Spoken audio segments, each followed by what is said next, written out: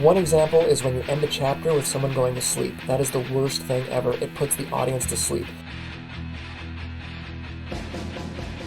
Hello and welcome to Day 10, Episode 10 of Let's Write Together, and this carnival story that is slowly but surely starting to take shape. Here is a tip, not only for NaNoWriMo, but for all of your work that I want you to keep in mind. Now, this is okay, again, in the first draft. Everything's permissible in a first draft, okay? Write that down in your notebook. Everything is okay in draft number 1. It's better to have stuff in the first draft that you can go back and change than to not get it down at all. Right now, I'm working on a science fiction science fiction novel, in which I've got these great hunkin' chunks of dialogue and scene work that are just sitting there sort of naked on the page because I haven't gotten to those scenes yet. But there they are, they're waiting for me, and I will come back and I will integrate them into the story later if necessary. Or maybe I'll finish the book and go, oh, I don't need those, and I'll delete them, put them in another file, whatever. Which reminds me, sidebar, important caveat, you're not deleting stuff forever, right? I don't think that's a good idea. Presumably your computer, whatever it is that you're working on, has enough memory in it that I would say, I do it at least every month, sometimes every couple weeks, depending on what I'm doing. In the middle of a draft, I will save it, and then I will copy that document, I will copy the document and change the date. Like, for example, this one right now is just called Let's Write Together.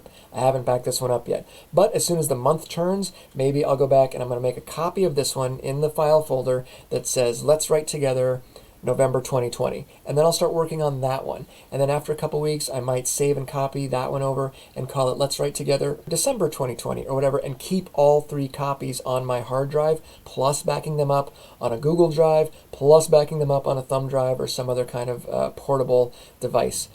The reason for this is you do whichever, you know what's best for you. But I'm always concerned that I might write something in this draft and then go back and change it or delete it or whatever. And then, a month from now or 2 months from now, go, oh, I thought I wrote this great paragraph. Where'd it go? Because that happens to me all the time. I will write something that I'm very happy with and set it aside somewhere, and then I can't find the damn thing. So rather than working in just one document, this is just me. Again, you do your thing. But consider making copies every 3 weeks, 4 weeks, whatever, on the month. I think is a good reminder, so that you don't lose all the stuff that you were working on, because stuff's going to change as you go through each iteration. Like if you look at I could probably bring it up, if you look at my file folder for Party, let's say, there are so many damn versions of that book on there, but I'm so glad they're there, because multiple times now in the last 10 years since publishing that novel, I've gone back to find stuff that I wanted to put into other stories, or to create a new chapter that goes into the second edition, things like that. So don't automatically, my advice is to not just go around deleting big chunks of your manuscript. If you know that's coming up, if you're like, I have to delete chapter 3 or whatever, save it as a copy and then work on the new copy. Don't just delete stuff so that it's gone forever. I hope that makes sense. That's just me. But the other thing I want to talk about today is this idea of cutting yourself off. Try to get in the habit of not cutting yourself off. What do I mean by that? One example is when you end a chapter with someone going to sleep. That is the worst thing ever. It puts the audience to sleep. Don't do it.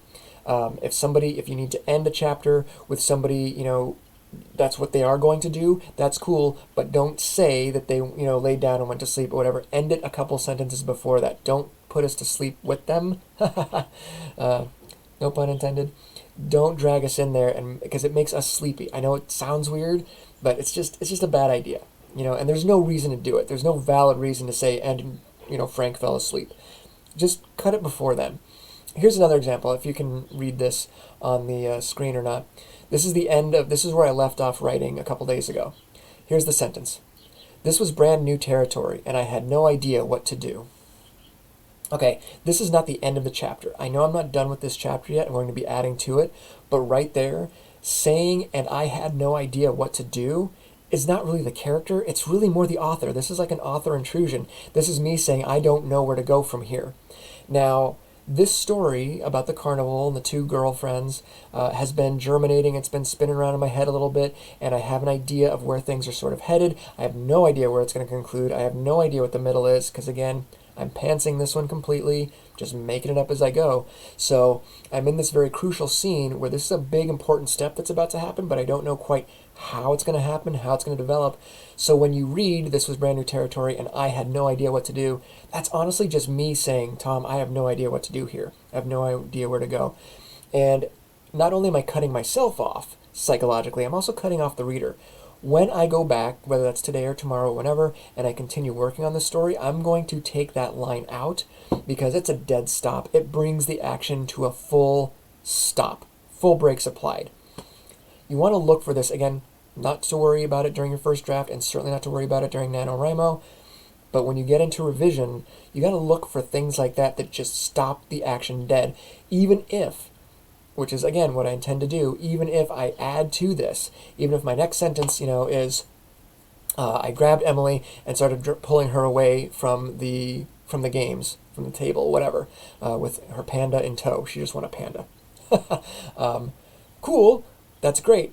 If I do that, then which is what I'm going to do, then there's no reason for that sentence because I had no idea what to do. Full stop. It just stops the action dead. So when you get into revision in December, not right now, in December, when you get into revision, look for these full stops like that because it really kind of hits the audience in such a way. They don't know that they're doing it.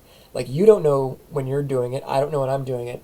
But I promise you, when someone's reading and you hit something like that, it acts like this breaks. Like it's this break tap, So look for those kinds of things and get rid of them. They're not helping the story anyway. Hope that was helpful. That's my advice for today. We'll see you tomorrow. I have no idea what we're going to talk about. So you'll have to tune in to find out, all right? And remember, whatever you do, keep writing.